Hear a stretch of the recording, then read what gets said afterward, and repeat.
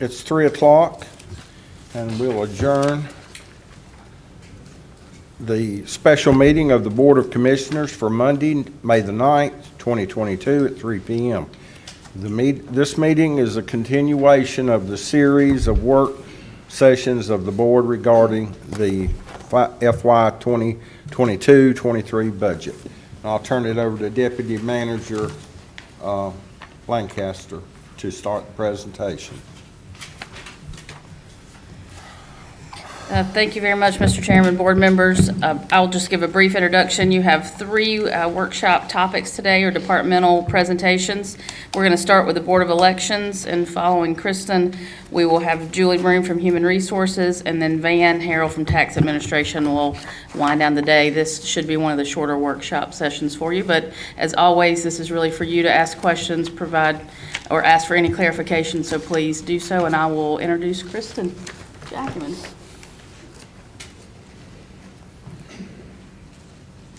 Good afternoon, Chairman, Commissioners, and Manager Watson. Thank you for the opportunity to be here today to speak about elections.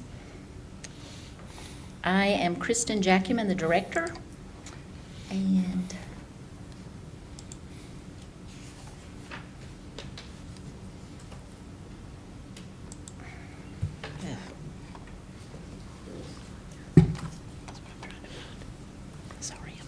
Slideshow I'm on sorry, top, I'm nervous. up there in the area. okay.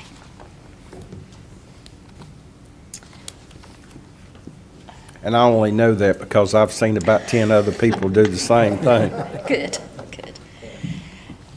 Community consensus is the strategic objective that most closely aligns with the Board of Elections. The right to vote is essential to democracy and ensures that citizens' views and interests are properly represented.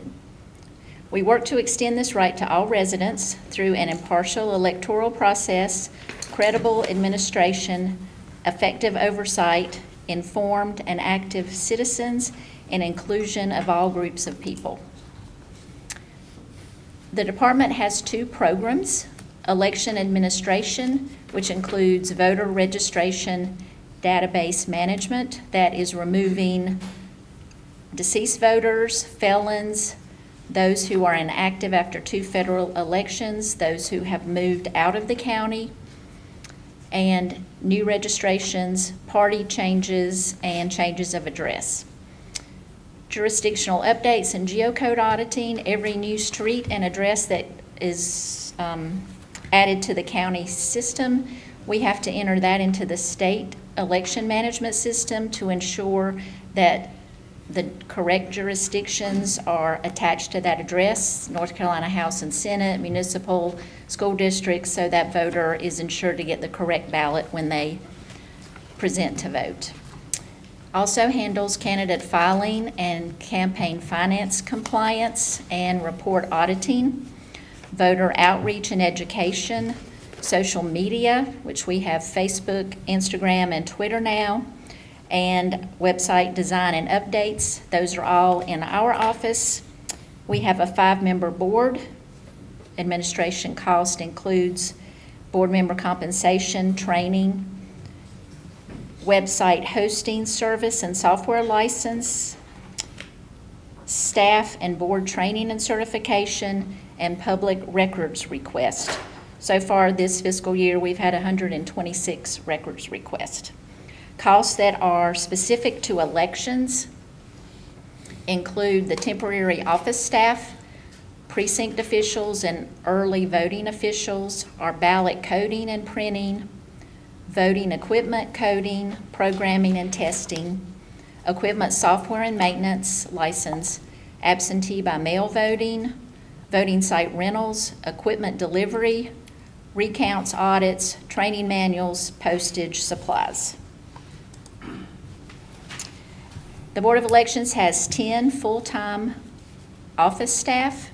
The 10.06 part-time that's shown, the early voting officials are considered employees of our office. So those seasonal employees, their cost combined represents 10.06 part-time. The only revenue that we have is candidate filing fees and copies, other than general statute requires the municipalities to reimburse the county for certain costs related to their elections, which is usually $120,000 to $140,000. Measuring success. You can see our voter maintenance transactions in fiscal year 21. Because of the presidential election, there's a jump to 188,000. This year, to date, we've had almost 110,000, which is 94% of our target.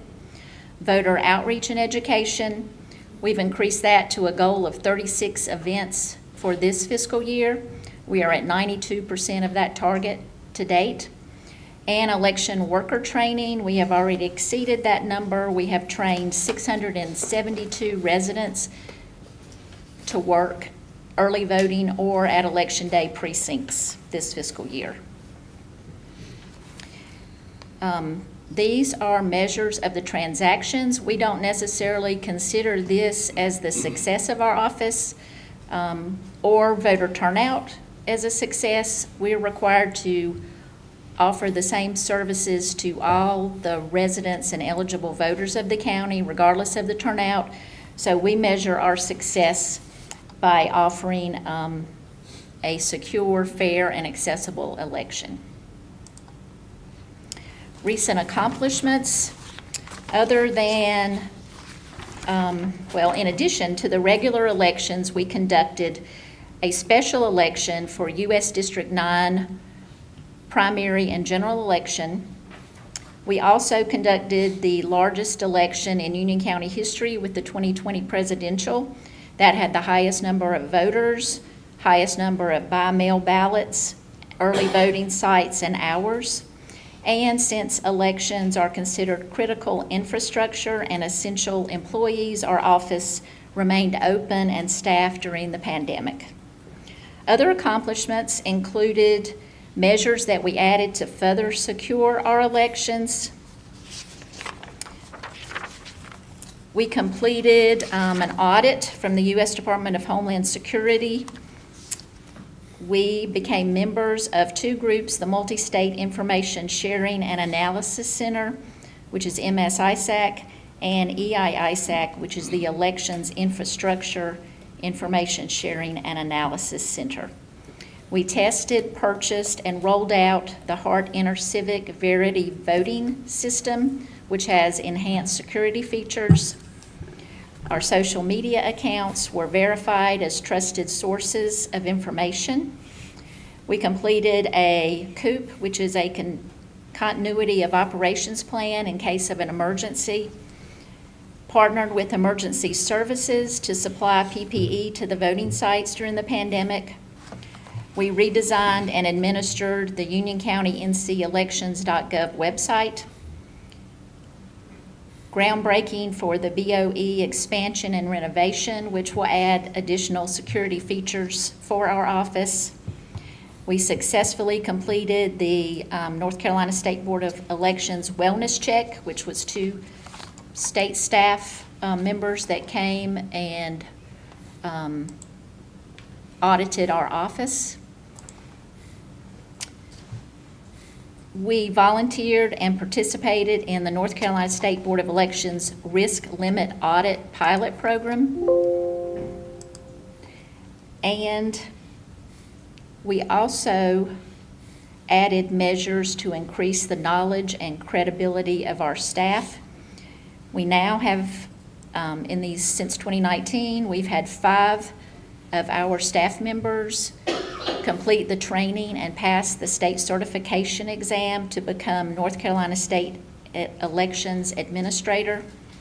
We have 1 staff that earned national certification to become a certified elections registration administrator through the National Association of Election Officials.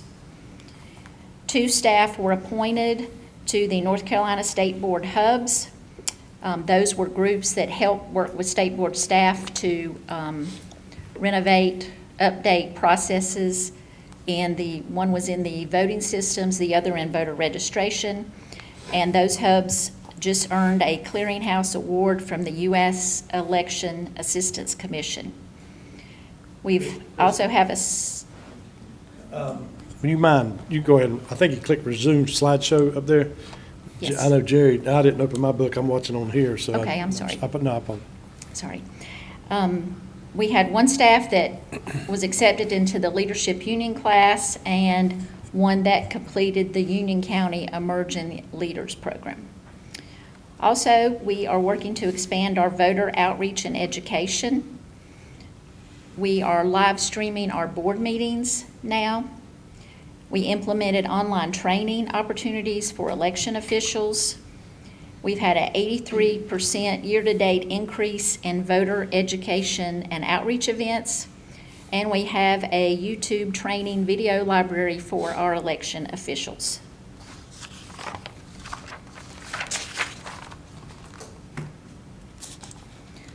Key initiatives. We plan to continue our cybersecurity and physical security enhancements. That includes completion and occupancy of the office expansion and renovation. Many of the issues that became apparent during the Homeland Security survey, those have been addressed. The ones that we could address were immediately so, but the others are being addressed in the new building. We would like to implement an equipment inventory locator and tracking system. And we are enrolling in the cybersecurity assessments and vulnerability scanning that's offered by the U.S. Department of Homeland Security. We plan to complete analysis to consider potential precinct splits and additional early voting site locations, and continue to expand voter outreach and education to instill trust in election integrity. Sorry.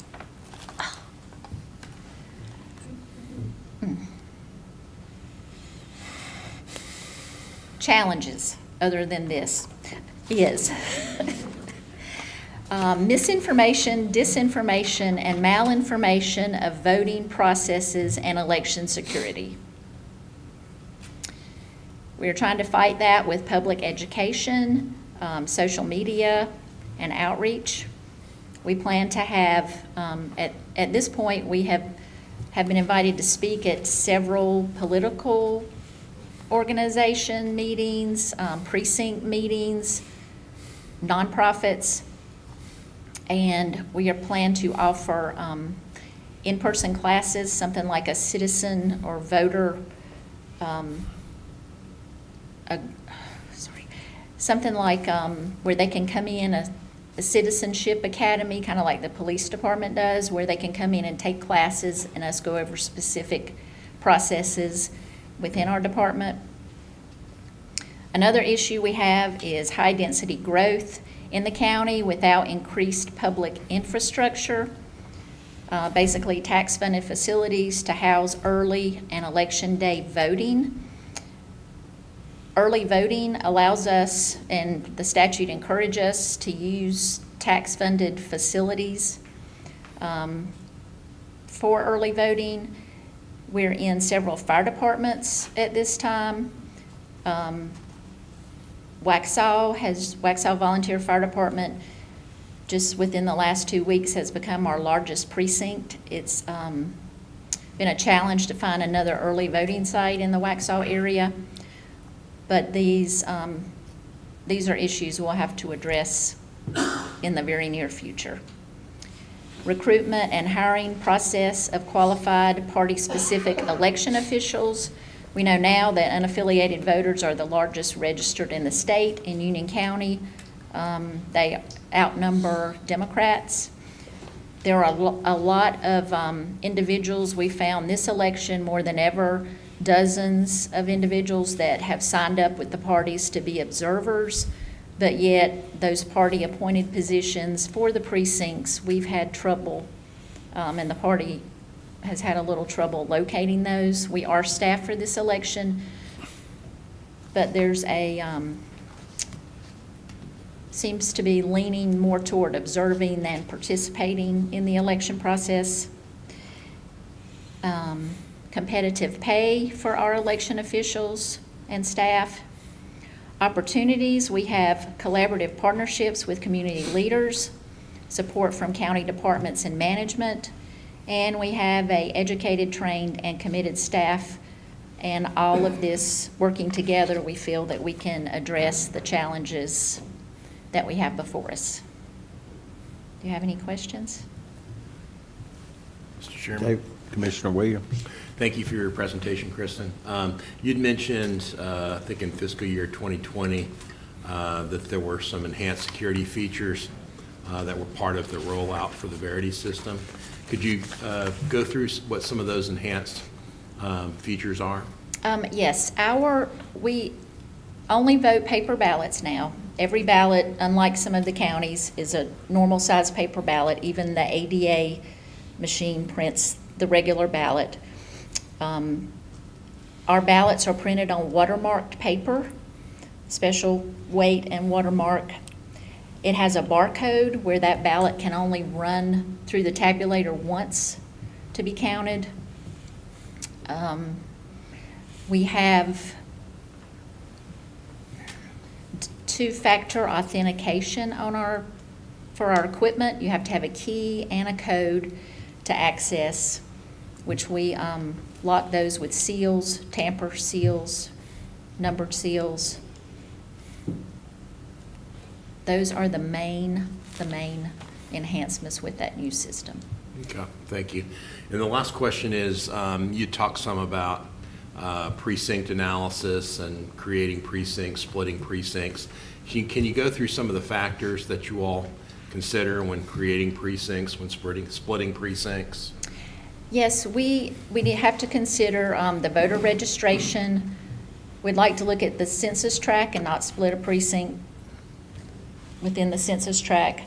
The early voting turnout, election day turnout, the distance to the poll, and even in the municipalities, the state likes us to consider walking distance to the polls.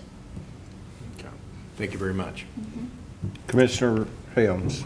Kristen, I think you went lightly on your employees. I tell you, I've had the opportunity to work with you and your staff for over 12 years. You are blessed with a very professional and knowledgeable staff. I see you brought one of your stars with you today that has been helpful. I just wanted to say thank you. Thank you. Thank you, Chris. Thank you. Next up, Julie Broom.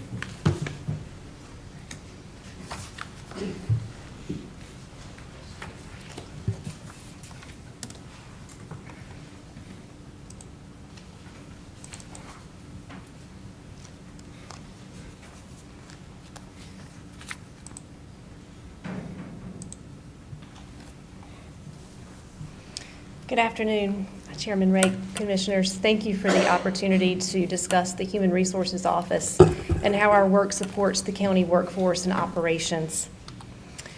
The strategic objective from the board that most closely aligns with the Human Resources Department is organizational strengthening. Our own mission statement in HR also speaks to maintaining a qualified workforce, to ensure that they're engaged, motivated, that we attract and retain folks that want to be committed to public service. How we support these efforts is further clarified in our program areas, of which we have 6, that support a full-service HR office and function for the county. And I'll just briefly hit on the topics for each one of these program areas. Our recruitment and onboarding program works to ensure the county employs a qualified workforce to deliver essential services to the public and effectively onboard staff. Our benefits administration involves coordinating the comprehensive county benefit program that attracts and retains employees and promotes a healthy workforce. Organizational training and development supports the county's commitment to invest in employees by offering quality learning and development opportunities. Compensation and classification maintains an equitable and competitive compensation program and pay plan. Employee relations and performance management coordinates our countywide performance evaluation process, the service award program, and offers guidance on managing employee performance. And lastly, risk management and safety manages workers' compensation claims, vehicle accidents, oversees the county's vehicle and drug and alcohol policies, and looks for cost-effective approaches to eliminate or reduce potential exposures, insure assets, while also promoting safety, education, training, and compliance for employees. Our current investments, the HR staff consists of 10 full-time employees. 9 staff are dedicated to traditional HR program areas, and we have 1 staff member that is dedicated to organizational risk and safety. The average tenure for our staff is 9.4 years of service with Union County, and that comprises 245 cumulative years of knowledge and experience. We currently support over 1,500 full and part-time staff for the organization. Our HR office operates relatively leanly when compared to industry standards with regard to HR staff to employee ratio. We are in a unique position where our work actually touches the entire organization. And we make recommendations across the organization that promote a consistent and fair approach to following best practices and policies that the board or senior management have put in place. We take that responsibility seriously and work to have a hands-on approach with our customer service. For us, it's about building a partnership, not only with the employees, but the departments as well, to work toward that common goal. The staff works very hard to keep the organization on solid ground regarding many actions. These important functions would not be carried out as efficiently to meet the needs of the organization if not for the education, knowledge, experience, and tenure of the current HR staff. The individuals make what we do look easy, when in fact there is significant planning and effort that goes into a process that looks seamless or in diffusing a situation. In measuring success, the performance metrics represent some of the transactional items that are conducted by the HR office. We are fortunate to interact with staff as they engage in the organization and begin employment, and also as they're leaving employment with the organization. And currently, we average over 600 employees per year that we're onboarding and offboarding. The onboarding process assists with the application process, any pre-screening activities, salary administration, activities associated with new hire paperwork, orientation, benefit administration, badge photos, entering new employees for payroll, paid leave accruals, and benefits. On the other end, as employees are separating the organization, we conduct exit interviews. We ask for staff to fill out exit questionnaires. We assist with the retirement counseling and retirement application process.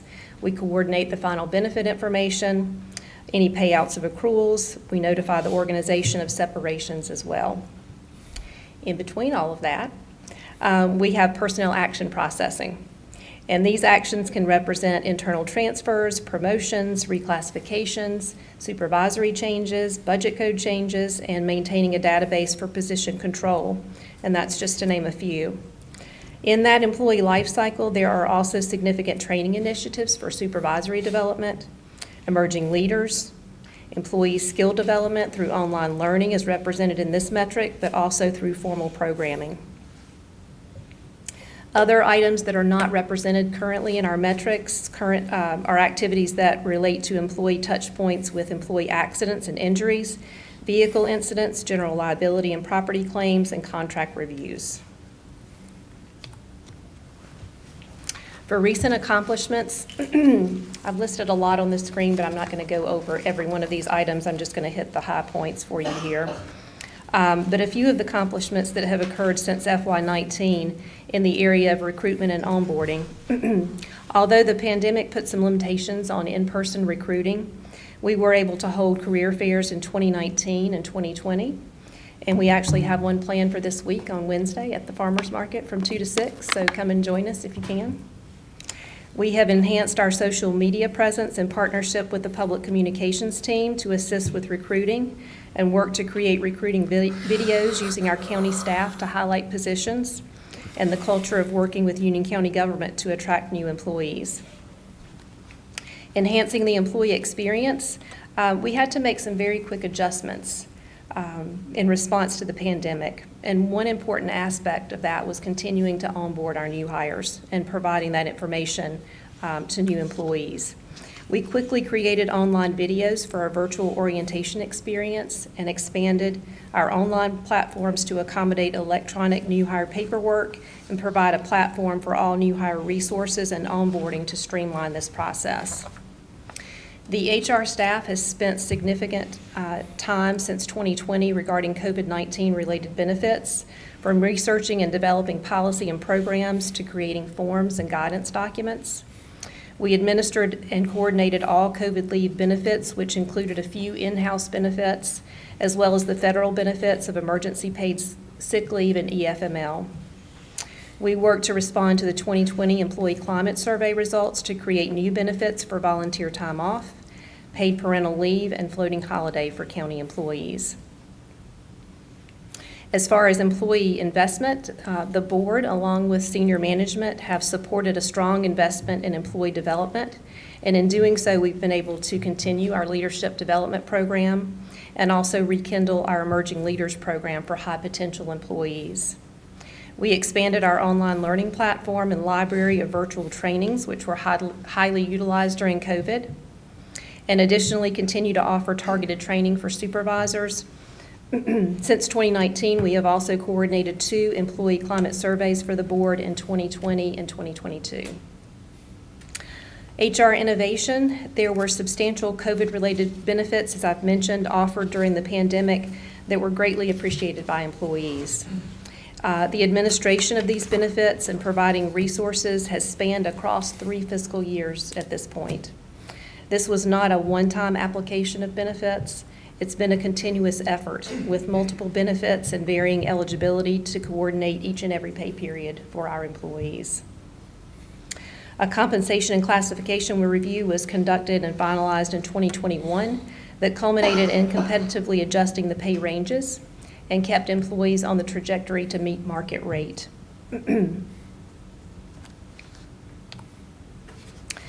Some key initiatives for our office will include a focus on recruitment efforts as we work on ways to attract qualified candidates in a very tight labor market, placing a concentration on our total compensation package for county employees, but this can also be a favorable driver in attracting new staff as well.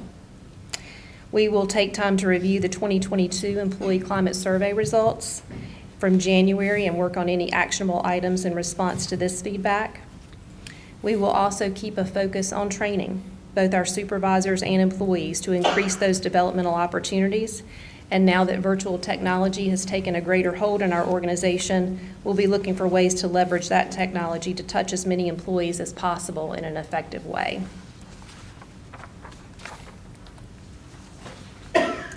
Looking to the future, as you have heard in these presentations from individual departments, there are challenges around recruiting, combating wage inflation, and staffing costs. That will continue to be monitored. There are also pandemic effects on employees' physical and mental health that we need to be cognizant of and provide resources to aid, support, and mitigate these areas. You have also heard about succession planning and talent gaps from departments, and it's important that we continue to explore mentorship or apprenticeship type opportunities to fill these gaps if the skill sets or experience do not exist in the current available workforce. The HR office utilizes a public sector-based software for HR program administration related to application tracking, our performance management, onboarding, and training. Having software like DeoGov has helped us tremendously to perform bulk actions and streamline processes. We appreciate the board's support and that of senior management also in being able to have this vital software to help us perform our work.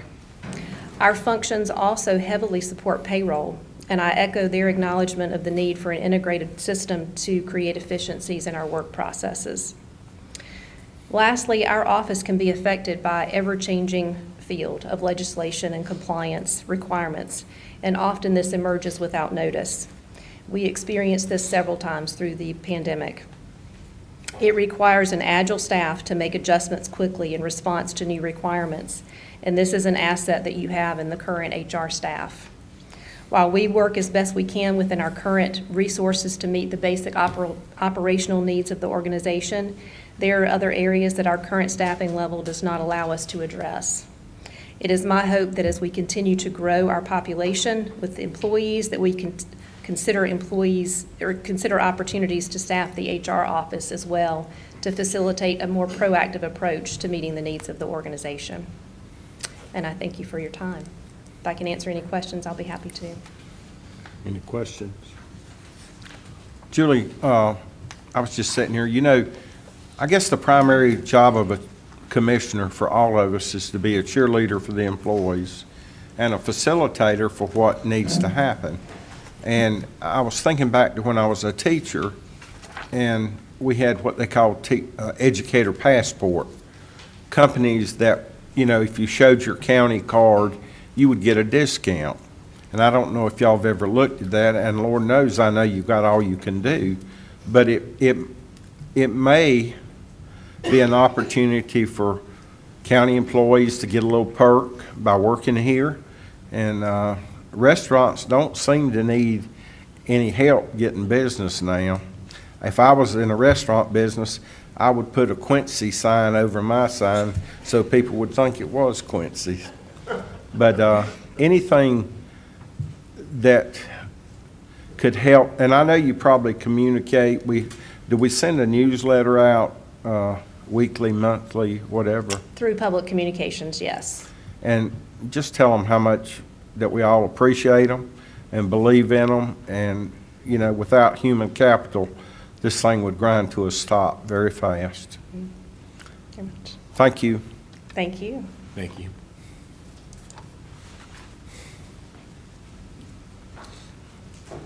Next up, Mr. Harrell, also known as Softball Dad.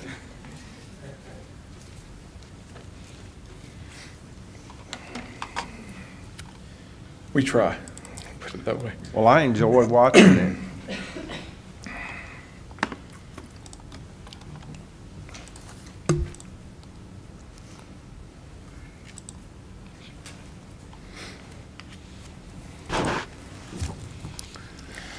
Good afternoon, Mr. Chairman, Commissioners. Thought long and hard about how to start this presentation off, but I figured all of us can't be Mark Griffin, so I'll just get straight to it. So there are 5 strategic objectives that the board has laid out for county departments to come to, and much like some of the ones you've heard before throughout the various presentations, we settled on community consensus. Although the work that we do, and we tell our staff this every day, what we do in our office literally touches the funding for every function of county government, because we are the single largest source of revenue.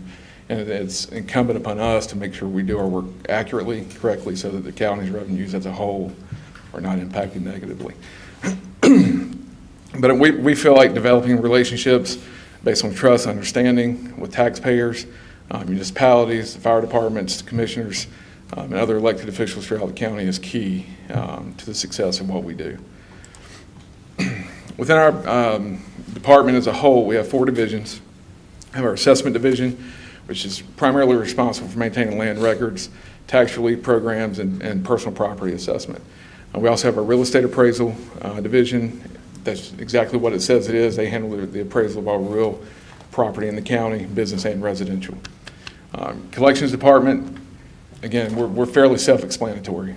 It's responsible for the collection of all property tax bills and currently all utility bills that come into the county. As far as walk-in payments, we process their batch payments as well, so it's a joint effort between the 2 departments.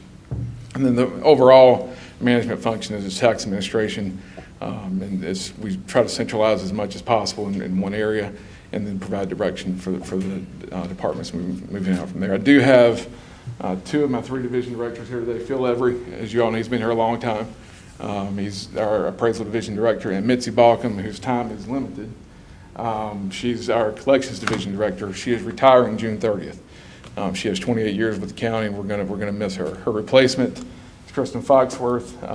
We overlapped their hire for training purposes, and she's been with us for 4 years now, and she'll be replacing Mitzi on June 30th. Let me stop you right there. I want to ask you something about assessments, but Mitzi, how can you retire at 39? Oh. Your assessments, are you still seeing an upward trend, or is it leveling off some? Because there's a lot been said about that in social media, but technically, we have no control of that whatsoever, do we? As far as what the state tells us when to do a revaluation and. There's a couple of different factors there.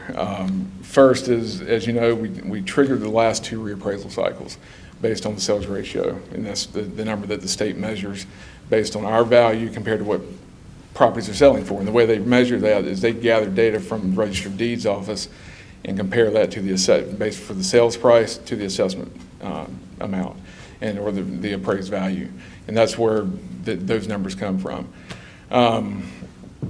We do have some control. Statute, as far as the frequency of reappraisals, statute dictates at minimum of 8 years, maximum of 8 years, I'm sorry. So no matter what you do, what happens to the market, if it's a completely stagnant market, I worked in the county 18 years ago prior to coming here, where after an 8-year revaluation, their sales ratio was 97%. There's nothing going on there. And so it just stayed stagnant for 8 years. Versus Union County, it fluctuates wildly. If the market's up, it's decreasing compared to market, and vice versa, and like we saw in 2009. Has another revaluation been triggered by prices? Actually, yes. So where we're at today, if you recall back in August, we had the board adopt a resolution to do a 4-year revaluation cycle. That put us on target for a 2025 reappraisal. Late Friday afternoon, I got notice from the Department of Revenue that we actually triggered after 14 months, which is unheard of. We would have triggered a 2025 reappraisal regardless. Based on their sample study, which was only on 700 sales, 750 sales, our sales ratio that the state reported was 82%, but I can tell you internally, our sales ratio is 71%. And that's looking at every sale that's occurred since last January 2021 compared to what the assessed values are. So do we control the values? No, the market dictates that. We do have minimal control over the appraisal cycle, and that's why we addressed that in August for a 2025 reappraisal. Well, actually, the public has control over it, don't they? If they run the prices up of property, that triggers it. That would be the market forces. Yes, sir. Okay, thank you for that. Current investments, this is our adopted FY21 budget. It is $5.4 million. It's relatively the same in FY22. We currently have 55 full-time employees and 1 part-time employee. Most of our budget is funded by local dollars. We have very little revenue that comes into the department, and that sole source of that revenue is the collection fees that we earn by collecting on behalf of the municipalities that we contract with. We have a number of items that we measure as a department to gauge our work, the quality of our work, and the productivity of our staff. Customer service satisfaction rate, our goal is to have a 99% rate. And it's hard to get people to respond to those surveys. It's something the county's had in effect, I think, for 4 or 5 years now. And the ones that we get are very high. You have taxpayers that are upset based on the circumstances that created their interaction with the office. Sometimes we do what we can do, but sometimes the cards fall where they fall when it comes to their opinions of the tax office and the staff they dealt with. Tax relief audits is one of our key performance indicators for our assessment program. Our goal is to audit 1,250 properties per year. We're required by statute to review all properties that receive tax relief once every 8 years. To date, for this year, we're at 1,180, so we're on course to meet that goal. Our other area for assessment is our business personal property audits. We do have a responsibility to make sure people are listing their property correctly. That is a program that we really need to bolster, because we do have roughly 8,000 or 9,000 business accounts in the county. We typically can only audit 100 to 150 a year. There is a cost associated with that, and so that's a function of the budget as to where we can do that. But we currently up to year to date, as of the end of March, For business audits, we've done 131. Our target's 150, so we should get to that target level as well. Map integrity reviews, Robin is actually not here, so I wasn't able to get that number from her. She had to go to Florida for her mother was hospitalized. So our error rates are very minimal, and typically we've got a 5% rate there. It's usually in the 3% or less range. Real estate appraisal, one of our key performance indicators there is the appeal rate. If you recall, last year we did the reappraisal. We had roughly 105,000 parcels in the county. And revaluation year, we anticipate about a 10% appeal rate. We had less than 5%, and then of adjustments to that was less than 2%. So our numbers have been, the appraisal staff did a really good job with that. The BER has been fair to taxpayers and the county. They have to balance that because they have to make sure we're doing our job, but also be fair to the taxpayers based on the evidence presented at the hearings.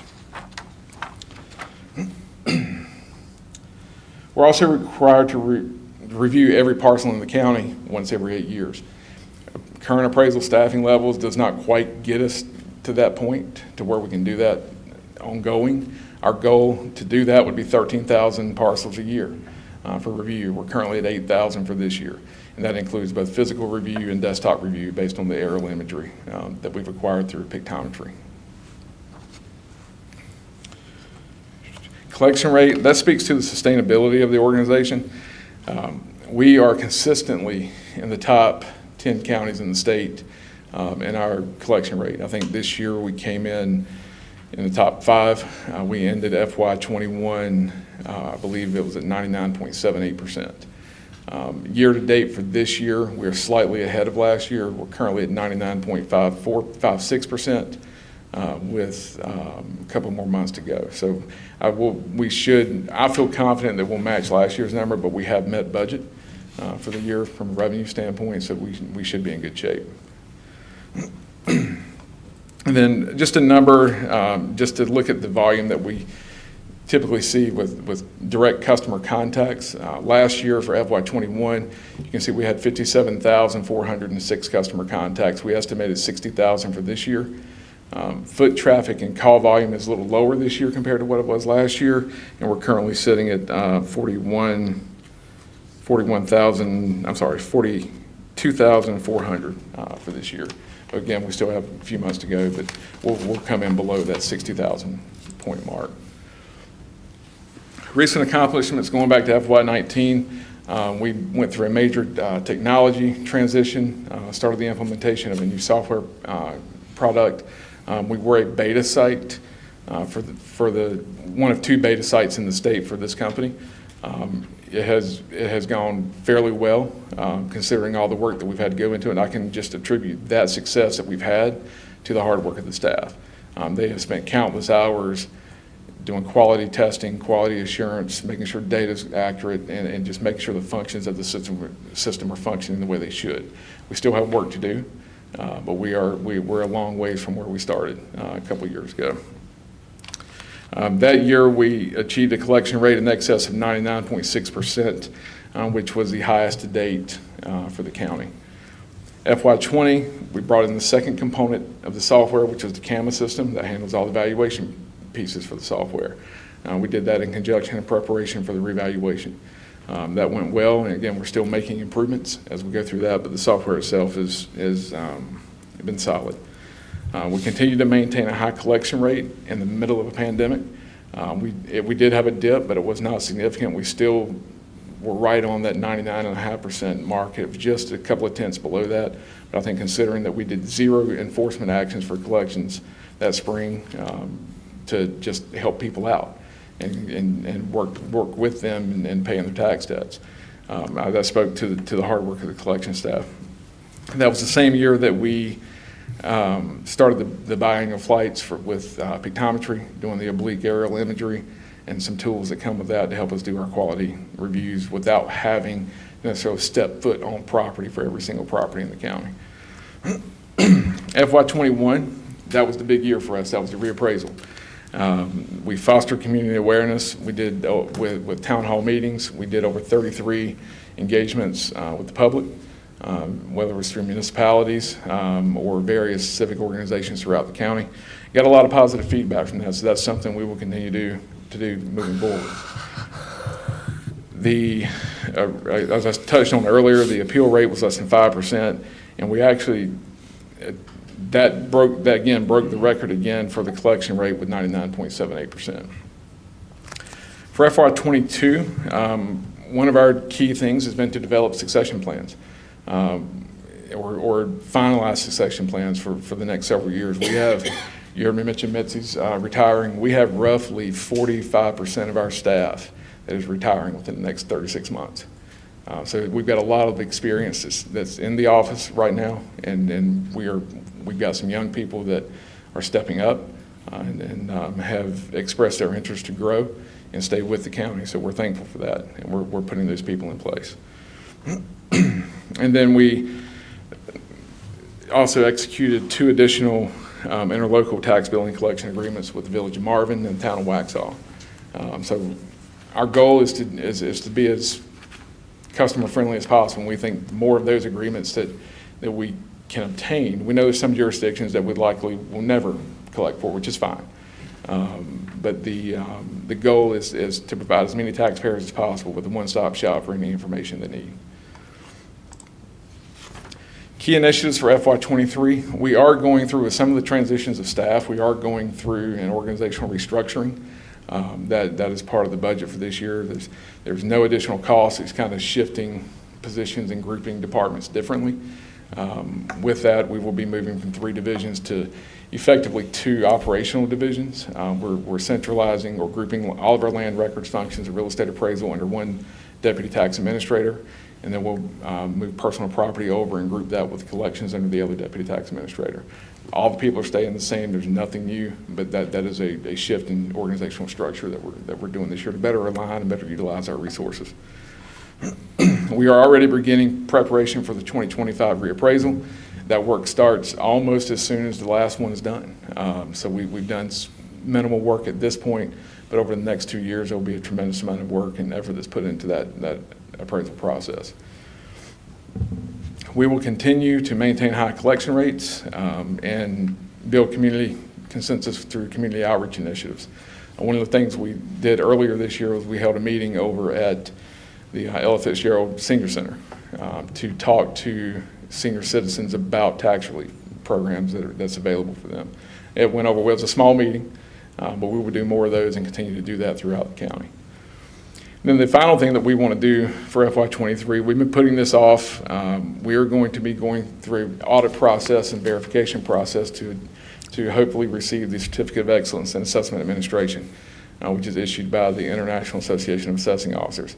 There's a tremendous amount of work that will go into that project, and it will be a group effort. We're working on now putting together a work group for various focus areas within the office to pull that project to a complete product at the end to present to the association. So, any questions? Okay, well, thank you for your time. Thank you, Ann. What would be an example of pictometry identifying unlisted property? The best example I can give you is if, with the flyovers, if there is a parcel of land, believe it or not everybody pulls a building permit when they build a structure. There would be a parcel of land possibly that there's a house or manufacturing facility or some addition to a property that's been added without a permit, and they would take our current imagery of that property and footprint of the property, the structure, and compare it to the image and give us a report saying this is not the same. Or there's variations of grades. They have a red, yellow, and green coding system. If it's red, that means there's a major change or major difference in the property. Yellow would be just a minor, and it could be something like a porch or something of that nature that was added, or patio. What's your that extra money I paid for that camo pattern on the bass boat? Well, if it's camo, we didn't see it. So, thank you. Deputy Manager, you got any more comments? No, that's it. Mr. Manager? All right, I make a motion for us to adjourn. All in favor? Aye.